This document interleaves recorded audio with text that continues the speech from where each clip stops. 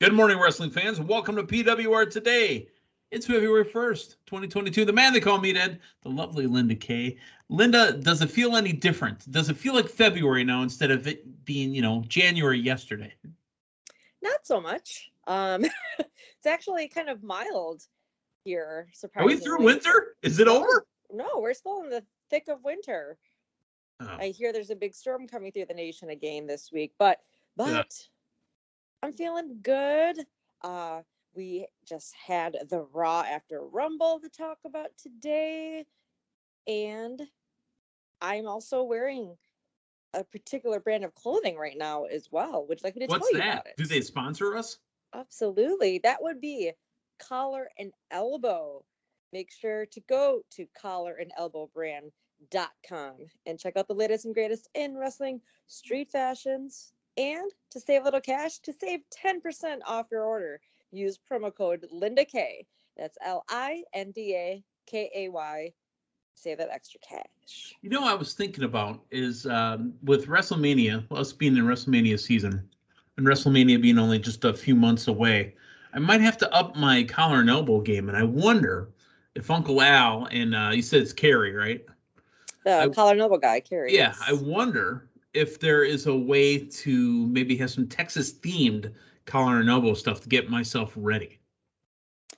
Oh, well, if you peruse through the collection, if I've seen some shirts in the past that could work in your favor in that regard. Otherwise, possibly there might be some new new fashions in the works to help cater to our Dallas feel as well. Okay, well, if it has anything to do with the Cowboys, I'm not wearing it. No, no, But I no. am a big fan of the Dallas Stars. Ah, all Dallas Stars, you know right. what their colors are, right? They're Green and kind of green black and gold. and gold. I was Yeah. close. Yep. So they're green and gold, not the green and gold that we pull for. That their Oh, season ended and the NFL season ended how many weeks ago? We don't care to talk about that. But let's move on. We digress. I've got a bit of news, and this is not Rumble related, but this is Hardy Boys related. Linda, it's been a while since Jeff Hardy. The story came out where he basically walked off on a house match. It was like a six-man tag. I think it was Hardy, McIntyre, and it might have been Big E taking on somebody, and somebody.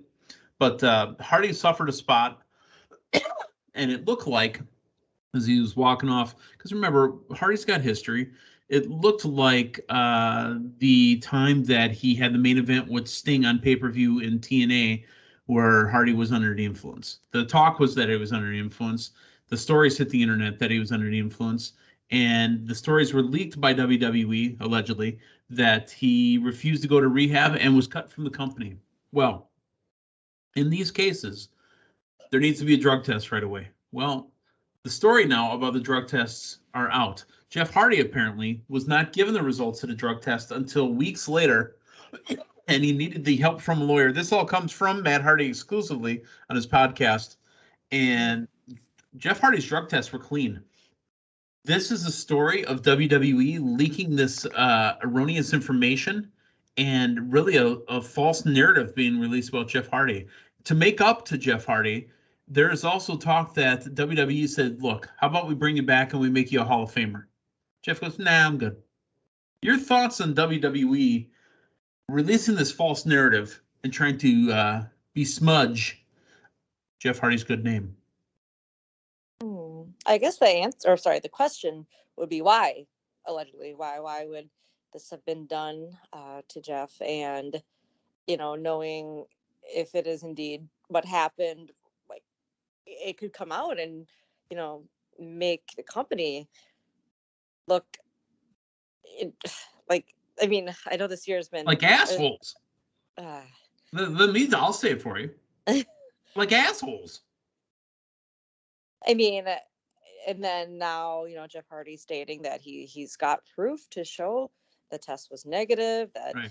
this, yeah. I mean, now okay, so This is honestly, ask to me, Linda, the story between him and Sheamus playing out in real life a year that and a half to 2 years later. that did happen. I mean, we didn't get a piss test done in ring, No. but still, And so now an offer to be in the Hall of Fame. And this year, as in Dallas this year, so quick after this incident, that's just kind of amazing to hear.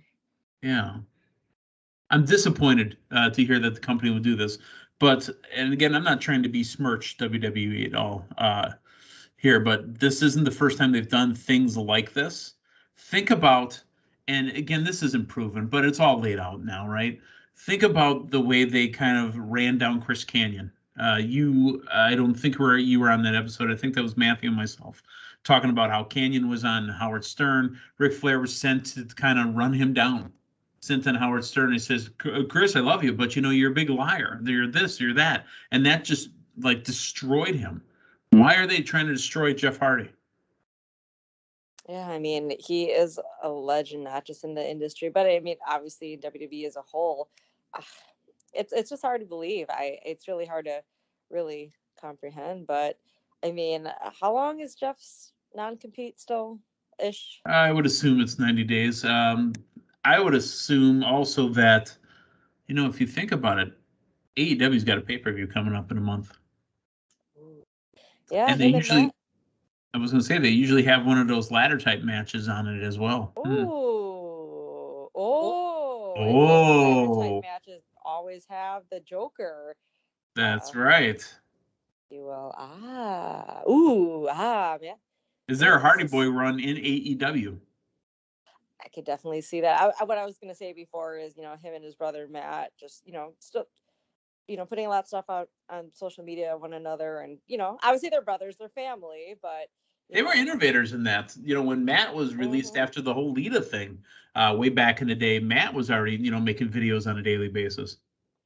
Yes, that's Matt Hardy TV, away. I think it was called.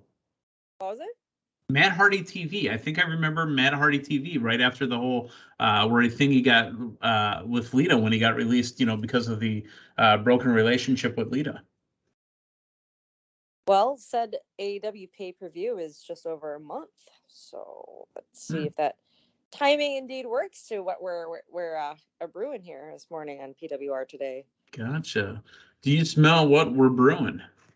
I feel like that could be a catchphrase. We should talk to some wrestlers and see if that ever works out. All right, let's talk about Raw from last night. If we call the Royal Rumble probably the most anticipated pay-per-view of the year, I always find the Raw after Royal Rumble and the Raw after WrestleMania to be two of the most anticipated Raws of the year. So we had that last night.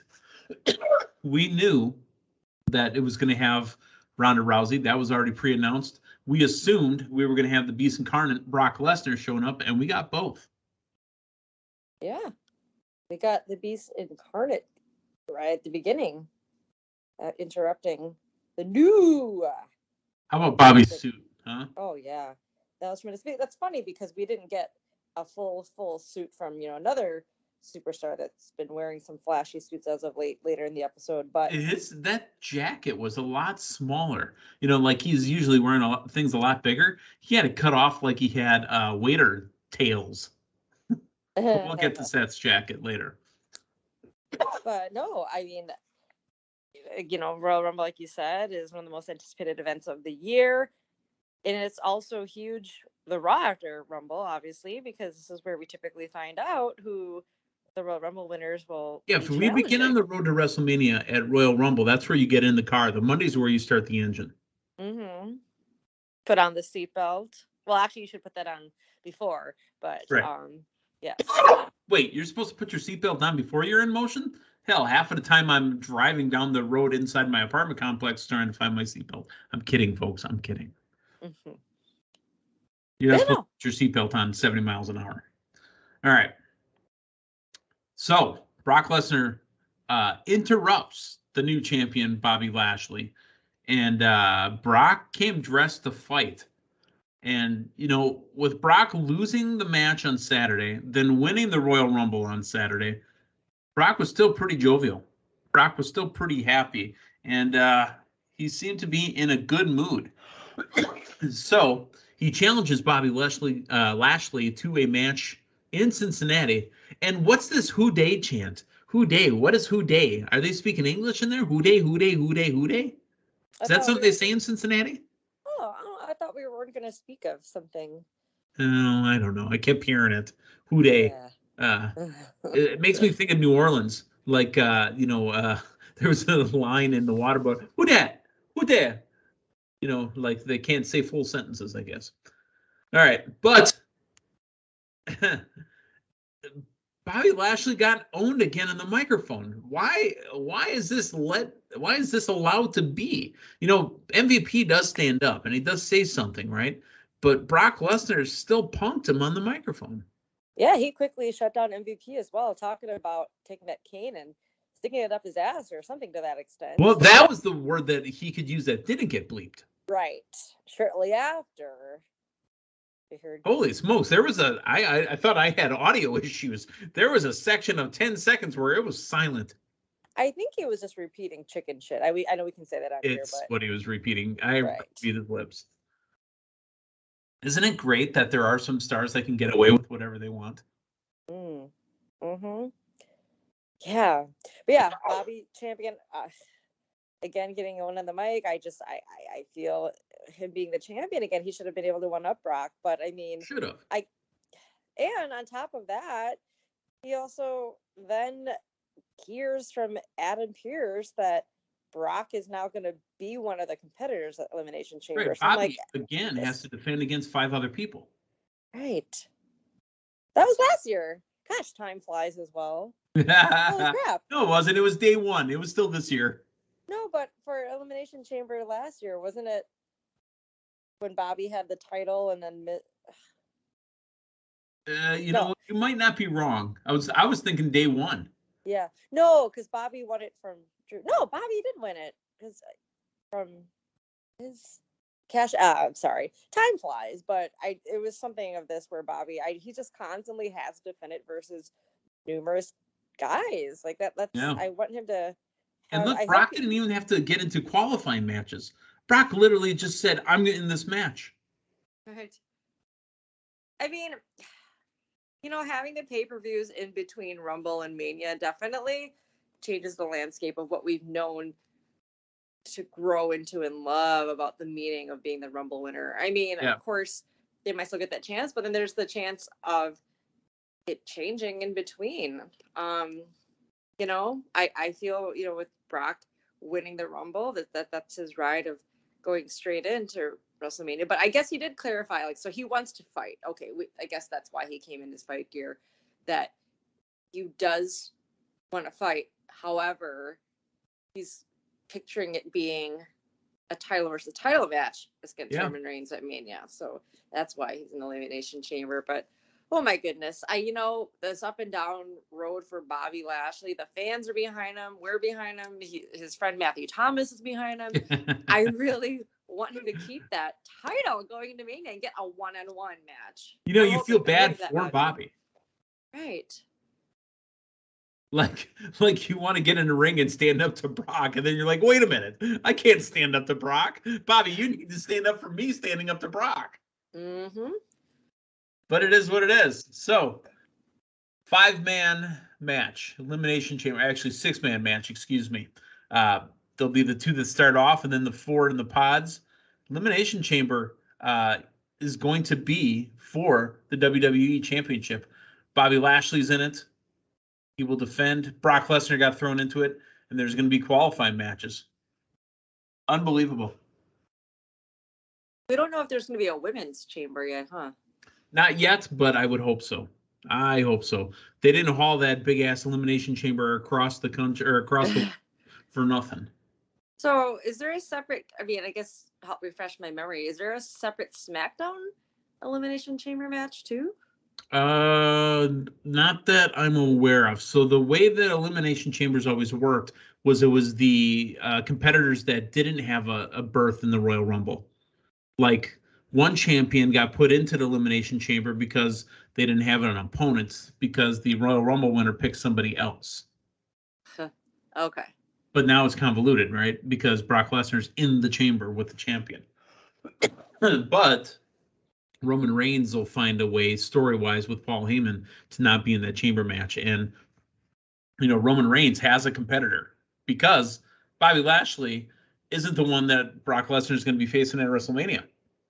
It's Roman Reigns. Mm-hmm. We got a lot of story to tell yet until WrestleMania. Right. A lot of things can happen. Let's move on to Nikki ASH and Rhea Ripley. On paper, this should look exactly like the first few minutes of the match did. Nikki ASH going at Rhea Ripley and her just destroying her. But that's not how it works. So Ripley counters at the end of suplex and hits the Riptide for the win. I thought this could have been a stronger match. Yeah, well, we figured that there was going to be something played out at the Rumble. And getting the match last night, I feel should end that feud, don't you think? That should be the end of the feud. I don't know. I don't know. I think that it was Rhea Ripley's turn to one up Nikki ASH, considering how she turned on her in the couple weeks leading up. But I mean, I feel this should squash it, but never really know. How about the Miz and Dominic Mysterio, where the Miz intentionally falls and says, "Hey, look, Ray tripped me," causes a distraction, hits the skull crushing finale, and gets the win. Hey, after losing that match the other night at the Rumble, Miz had to come back strong and go back to his shenanigans. Yeah. Mm-hmm. He had to go back to his shenanigans in ring, and I mean, I thought this match being us Miz and Dominic Mysterio, I'm like, okay, there's it's fine to have a match where there's not necessarily a feud or a stipulation going in. I enjoyed the match, and you know what, we're getting the Miz that we haven't been really getting a good heel in that match. Mm-hmm, yeah, because he's in the past he had Morrison and then he had Maurice. He came out solo and he's still doing his thing. Okay, let's keep it going. Let's keep him strong because he is on Team Long Time as well. Yes, he is. Kevin Owens taking on the master of the egg thievery, Austin Theory. This is a Elimination Chamber qualifying match. Now, it started off, that we were going to get the KO show, and KO says, "Well, I'm going to be in the Elimination Chamber. I just got to beat Austin Theory." Well, that didn't work out so much for Kevin Owens. Austin Theory avoids the power bomb on the apron, hits his finisher for the win. Holy smokes! Austin Theory beat Kevin Owens. You know what?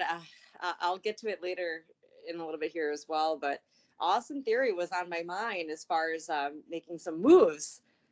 Speaking of the draft for Team Long Time, as we know, our team's locked.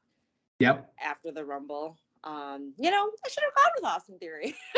That's okay. At Elimination Chamber, but yeah, I must say though that spot where KO got the back of his neck pushed on the steps, like on the edge of the steps, man, that was tough to see. I mean, obviously he was okay. It cut to commercial and he was still competing. But man, this was a match that I watched the entire time closely, just because it was a lot more than I was really expecting. I knew that there was the huge stipulation of winner going to Elimination Chamber, but this time we didn't see Austin Theory backstage with Mr. McMahon. The funny ha-has. He came out ready to fight, and hey, really physical match with him and KO. I really enjoyed that match, and I really wasn't sure which way it would go, but given that push that we're getting from Austin Theory and that push from Mr. McMahon himself, I had a feeling he would come through, and yeah, he's got the victory and in the chamber now.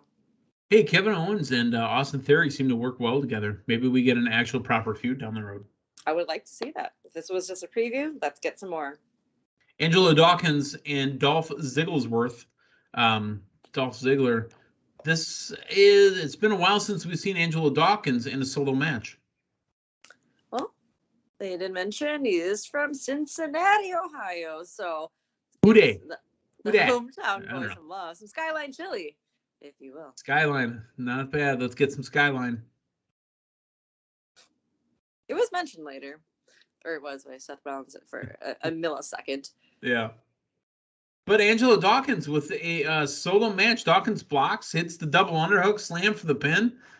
Dolph Ziggler doing his job. When we've had Dolph Ziggler getting the pushes that he gets, it's because he's obviously older and he's entertaining on the mic. But you know what Dolph Ziggler's true great job is? He is what they call in the business a mechanic. Linda, you've probably been around now and heard this term thrown around, but mechanic, he makes people look good. Absolutely. While he's still looking good himself. Right. Yeah. I mean, literally, he's out there. He's probably one of the best, pound for pound performers that are out there. Unfortunately, because he's so good at being a performer, he doesn't get the shine on the other side. But Angelo Dawkins with the victory over Dolph Ziggler. Otis and Riddle, and I was going to bring it up, but I wanted to bring it up here. So Otis and Riddle had a match because we had stage 2 of the, what was the challenge called again? It was the academic scholaristic challenges. Something like that. Where Riddle won the spelling bee last week. Well, they had a scooter race last night, Linda, and tell me about it. I thought it was tremendous. It was actually the highlight of my night. It made my entire night. It was well done, hilarious, and what really stood out most to me was you could see the joy in both Riddle and Chad Gable's eyes. They were legit enjoying doing this segment. Let's talk about that suit that Chad Gable was wearing. Right. Well, it is a couple of days, removed from, or not removed, excuse me, a couple of days ahead of the Winter Olympics. So he had on that bobsled, luge. That suit made him look like a superhero. He was jacked. Mm-hmm. Yeah, that's what I used to look like back in college. Oh. No, I didn't. Come on now. Well, it's made it interesting because, both you and I talked about it, I think yesterday off air, that we felt that Otis would somehow, be in this scooter race and win it somehow, but they really didn't really stay how it was going to be done. So he had Kevin Patrick, speaking with both Gable and Riddle at the start. I'm like, oh, okay. So I was thinking there would be, some possible interference with Randy and Otis since they weren't there. But yeah. But yeah, no, I liked the outfits, and we didn't know the rules, but then we found out it was going to be 50 laps. 50 laps around the arena. Oh man, I loved how. I wasn't really doing the math, but like after one match, it was 18 laps, and then after the commercial, it went. It was only like, I don't know. It jumped around, but long story short, I loved how they pieced back to them wherever they were in the arena, whether it be running into Street Profits, handing them, or running into Omos, and hey, Omos, oh, yeah. I never said this before you, but you got beautiful eyes. What? Yes, that I loved it when Riddle got the beverage from Street Profits saying, "This isn't sports drink." And then there was the 24/7 championship. Yeah, that was when we first saw them go through like that. Just well done, and even needing the photo finish line with R-Truth, having it back right at ringside, and them coming down the ramp, and you have Gable, tripping or falling off his scooter right down the ramp, and it appears Riddle will win, but there were as we've thought, interference right before the finish line. Yeah. Right. Well, that led to Otis and Riddle in their match, and you know what? Again, not a bad match. Otis hits or counters the RKO from Riddle, but Riddle hit a twisting senton from the win. Riddle with the victory on Otis. Remember when it was RK Bro taking on the Alpha Academy? It seemed that Riddle was always the one losing between, say, Styles and Omos or Alpha Academy, but Riddle gets the win on Otis. Right, and a spot in the Elimination Chamber as well. That's right. Hey, man, I'm going to be in the Elimination Chamber. All right. Bianca Belair taking on Carmilla. Thoughts? Yeah. Well, she faced Queen Zelina last week, so now she gets Carmilla this week. That's that. The tag team champion lost 2 weeks in a row. Yeah. So, what are you going to do? BST with the KOD for the WIN. This was a big-time match. And, Linda, this affects you directly in Team Long Time.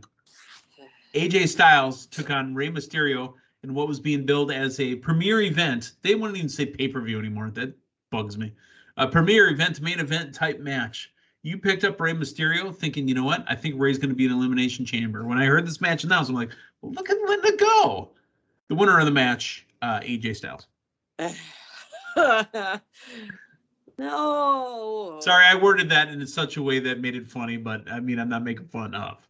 No, when I saw that got announced, the stipulation, not gonna lie, I was a little worried, but I'm like, you know what? As it got down to that main event, I'm like, Randy Orton's not even in the chamber. Nope. It doesn't mean AJ Styles has to be, but yeah, he beat Well, there Ray. we are. AJ Styles wins and is in the chamber. Right. By end of the night, that is a strong, solid lineup. Do you know why it's that strong and that solid? Because there's a lot of the team they call Meatheads members in it. No. Oh. It's strong and solid like that because they're going overseas for that. Indeed. So remember, they pay a little bit extra for those. Yeah. Well, you know what? There's still a couple weeks leading. Maybe Ray can still get a match there. Huh? Maybe. Who knows? Maybe he gets maybe somebody gets hurt, or maybe somebody loses it or something. Let's talk about her return. Rowdy. Ronda Rousey's Raw return. Do you know what I didn't give Ronda credit for on Saturday night that we can talk about right now? She wasn't doing that smiling look. Remember, that was always my bone to pick. You know, why you're so mad? Why are you smiling? Knock it off. When she came out Saturday night, she was not smiling. She had that pissed off, I'm going to get in there and fight look. And she looked good fighting. She had the same look last night when she got to the ring, got the microphone. And I like the way she addresses Charlotte and Rebecca. I love the Rebecca. All right. Yeah, she looked great out there. You know, it's been a few years. She hasn't been on WWE programming. And when you see moments like this and just that feel on that road to WrestleMania, you miss them. You miss certain talents. And we got a good way to get to the end of the night. I want to say it end of the night because there was some more stuff going on after, but good way to bring out Ronda and let us know who she wants to face. Well, Becky came out and, Becky was not wrong. Becky kind of owned her on the microphone, says, "Look here, Ronda. I'm the only one to beat you, and I haven't been beat for my belt since." Yeah. I like the way it went. But then, after Ronda left and Becky's still out there, it's Lita. What a great surprise pop at the end of the night. A great surprise, just showing up. And I think she saved the segment and says, well, you know what? How about a match at Elimination Chamber? Look at Lita getting herself an extra match in. Yes, that was awesome to see because I think most of us just felt that it was automatically going to be Ronda and Becky and Charlotte and possibly Lita. I know you and I talked a lot about that. Yeah. I still think we will get that, but since we do have Elimination Chamber in the middle, this will be an awesome match between Lita and Lita Becky. came out in a Big Time Bex t-shirt too and says, right. I heard that you don't back down from any kind of challenges. And she goes, oh, I see what you're trying to do there. You're trying to, the match is on. Okay, all right. Right. And then, I'm sorry, before Lita came out, we did have Ronda saying, I'll let you know on Friday. Oh, this Friday, yeah. Yeah. So, but I still think that Ronda's going for Rebecca. Rebecca, yes. But yeah. Oh, sorry. Side note, Lita would have been a tremendous pickup too for Team Long Time. Lita looked great too. She looked even better than she did to Rumble. I thought she looked amazing. She looked gorgeous. I'm not a mom, right? I'm not a woman. I'm not a mother. I'm just a guy who watches wrestling and a father. But isn't it awesome when you think back to the women that have been participating in the Rumble and all the legends, all these women that have come back that are mothers still out there kicking ass? Absolutely. I mean, that's got to be said. Like I said, I have no perspective. I'm not that. But I think it's awesome just to think about it and talk about it. Yeah, I mean, off the top of my head, you just think about the other night, of course, newer mothers. We got Ronda Rousey, Becky Lynch, Brie Bella, Nikki Bella. I know Michelle McCool has a younger girl too, but Beth Phoenix, everybody, Maurice, they all wow. Yep. That is awesome. I think it's just absolutely awesome. So, I might be a man they call Meathead, but I can respect, just awesome moves. And that is definitely one that it was full of a match full of women that are mothers and now back out there kicking ass and doing their job. So, well, speaking about kicking ass and doing our jobs, you kicked ass the last 2 mornings. Now we're going to have a man they call Matthew Thomas try to kick ass for the rest of the week. So for Linda Kay, the man they call Meathead, we'll talk to Matthew Thomas tomorrow morning, and we'll review everything from NXT and get us ready for Dynamite. So long, everyone.